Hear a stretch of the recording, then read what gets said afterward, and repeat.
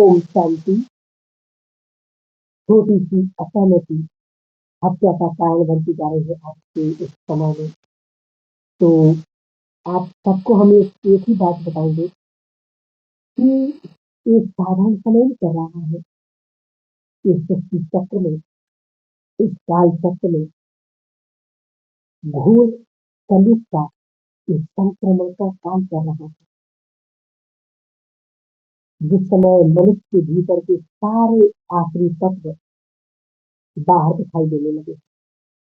इस सृष्टि चक्र का ट्रांजिशन का एक पीरियड है।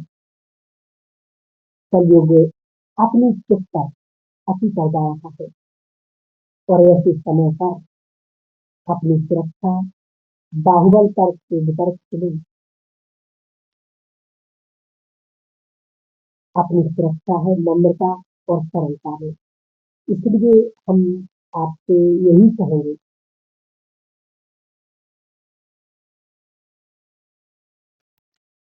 कि कभी भी किसी भी व्यक्ति के साथ किसी भी प्रकार की बहस मत कीजिएगा।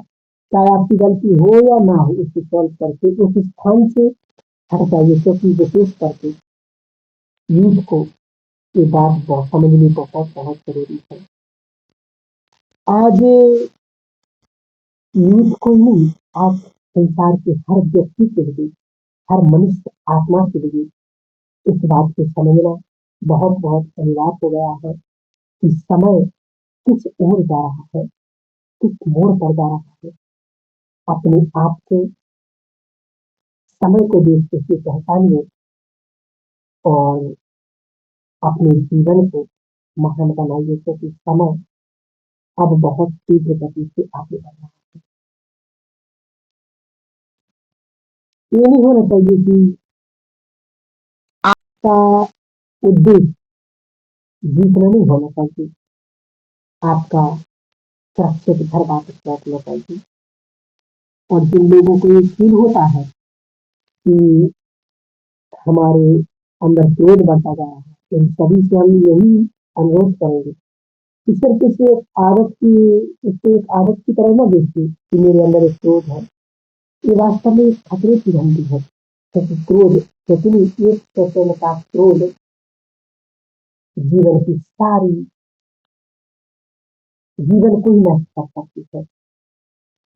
और 1 सेकंड का प्यार, 1 सेकंड का झुकना, 1 सेकंड का नम्रता पूरे जीवन की प्रॉपर्टी को जागृत कर सकता है। इसलिए क्रोध को क्रोध न समझ करके उसको एक बेकार, एक बुराई समझ करके उसको त्याग कर दे, तब हम जीवन में बहुत कुछ कर सकते हैं और जीवन में आगे बढ़ सकते हैं। क्योंकि कई बार क्रोध में हम क्या कर बैठते हमें नहीं पता होता है। इसलिए राजयोग मेडिटेशन जरूर सीखिएगा, क्योंकि राजयोग मेडिटेशन से ही हम इन बुराइयों पर, इन विकारों पर विजय प्राप्त कर सकते हैं।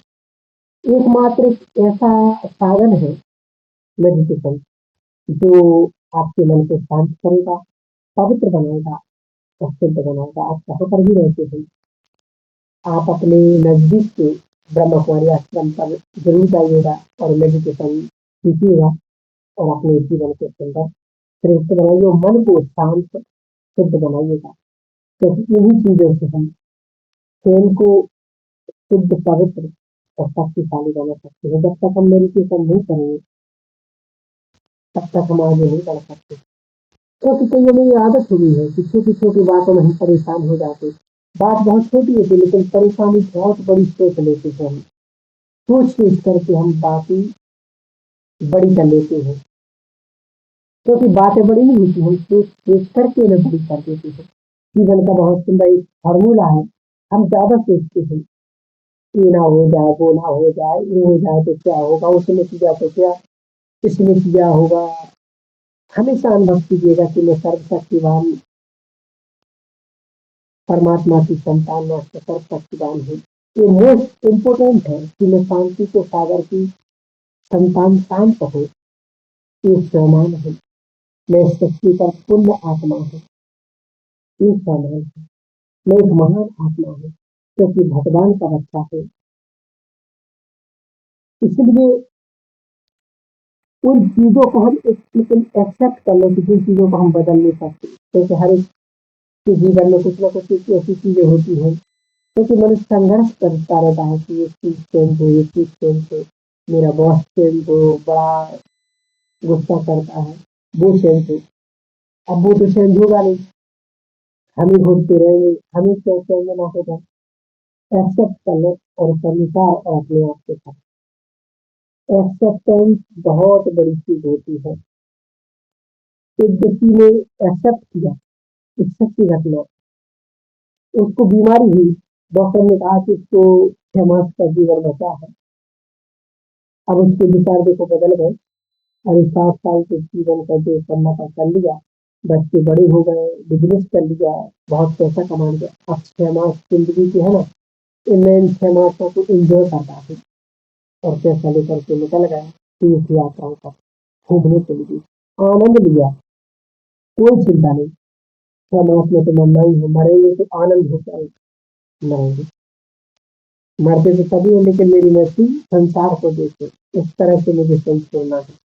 6 मास घूम कर करके जो आनंद मना कर जब घर आया, आते ही डॉक्टर के पास गया और डॉक्टर 6 मास से पूरी हो गए, सब कुछ चेकअप हुआ तो वो बीमारी कम। तो ये है हमारी सोच का मैटर। क्या सोचते हैं, क्या करते हैं, उसका सारा श्रेय, उसकी सारी एनर्जी हमारे सबकॉन्शियस माइंड पर उस तरह से हम पर जाती है। इसलिए विशेष ही ध्यान देंगे कि मुझे क्या करना है, मुझे क्या सोचना है।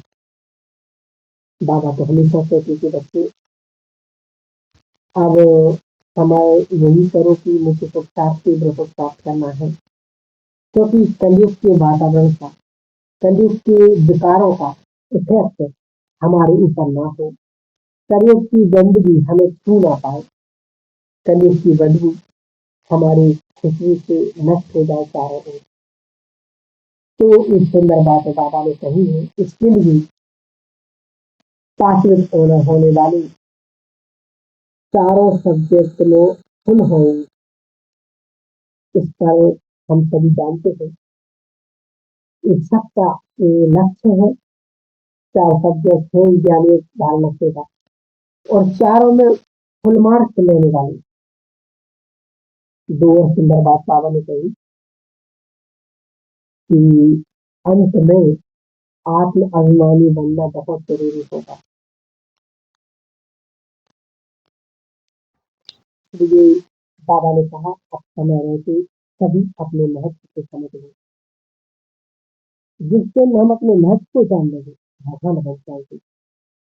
तो बाबा ने कहा कि तुम कल्प वृक्ष की जड़ों में हो, जड़ें हो, तुम्हारे द्वारा ही सारे संसार की पालना करनी होती है। सब जानते हो कि वृक्ष को जड़ों के माध्यम से जाता है, हमारे माध्यम से ही संसार में सुख शांति फैलती है। याद करें और याद करके अपने पेड़ को बहुत कराते बाबा के साथ। तुम्हारे पवित्र वाइब्रेशन संसार की करोड़ों करोड़ों आत्माओं को निष्पाप होने की प्रेरणा देती है। तुम्हारे पुण्यतम संसार के पाप कर्मों की प्राप्ति को नष्ट करते हैं। तुम्हारा योगदान संसार को पावन बनाता है। बहुत महत्व है हम सबका कि हमारी पावरफुल दृष्टि, हमारी पवित्रता ही संसार को पावन बनाएगी। बाबा ने यदि किसी मनुष्य की आंखों में यदि नूर ना हो तो उस व्यक्ति के लिए जैसे संसार है नहीं, वो नेत्रहीन हो जाता है। तो बाबा ने कहा तुम इस जहान के नूर हो, तुम यदि इस जहान में ना होते तो जहान वीरान हो जाता। इतना महत्व है पवित्र आत्मा, इतना महत्व है पुण्य आत्माओं का, इतना महत्व है उन सब का जो बाबा के भगवान के बहुत समीप है। हम अपने पैमान को बढ़ाएं,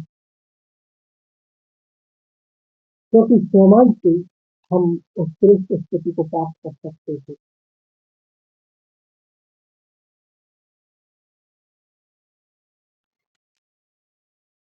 इसलिए अब संसार को, क्योंकि संसार में दुख बहुत बढ़ गया है, भय बढ़ता जाता है, रोग बहुत बढ़ रहे हैं।